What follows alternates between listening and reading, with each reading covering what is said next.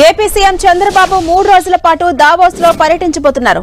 రాష్ట్రానికి పెట్టుబడులు తీసుకురావడమే లక్ష్యంగా ఇవాల్టి నుంచి పలు సంస్థల చైర్మన్లు సీఈఓలతో భేటీ కాబోతున్నారు. చంద్రబాబు దావోస్ టూర్ లో భాగంగా వరల్డ్ ఎకనామిక్ ఫోరం సమ్మిట్ లో పాల్గొంటారు.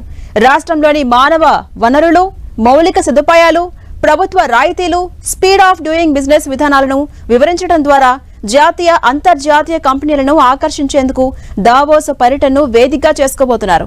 దావోస్ టూర్ లో భాగంగా ఇవాళ జ్యూరిచ్ లోని ఇండియన్ అంబాసిడర్ తో భేటీ కాబోతున్న సీఎం చంద్రబాబు అనంతరం హిల్టన్ హోటల్లో 10 మంది పారిశ్రామికవేత్తలతో సమావేశమవుతారు. అక్కడి నుంచి హోటల్ హయత్ లో జరిగే తెలుగు పారిశ్రామికవేత్తల సమావేశంలో పాల్గొంటారు. Meet and greet with Telugu diaspora పేరుతో నిర్వహిస్తున్న ఈ సమావేశంలో రాష్ట్రంలో పెట్టుబడులపై చర్చిస్తారు. ఏపీని ప్రమోట్ చేయడం, పెట్టుబడులకు వారిని ఆహ్వానించడంపై చర్చిస్తారు. ఇవాళ రాత్రి పలువురు పారిశ్రామికవేత్తలతో డిన్నర్ మీటింగ్ లో కూడా పాల్గొంటారు సీఎం చంద్రబాబు.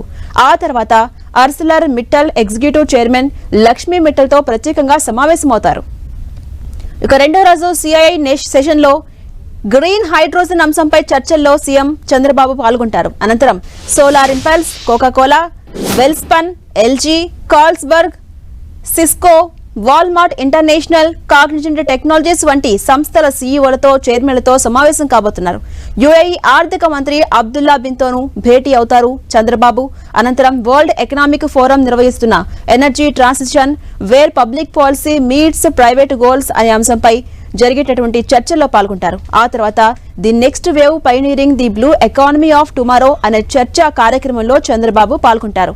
ఇక రెండో రోజు ఈ భేటీలతో పాటు వివిధ జాతీయ అంతర్జాతీయ మీడియా సంస్థలు నిర్వహించే చర్చా కార్యక్రమాల్లోనూ సీఎం చంద్రబాబు పాల్గొంటారు.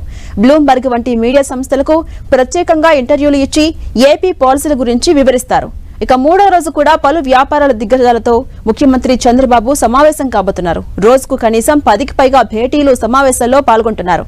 4వ రోజు ఉదయం దావోస్ నుంచి జ్యూరిచ్ చేరుకొని అక్కడి నుంచి స్వదేశానికి రాబోతున్నారు ఏపీ సీఎం.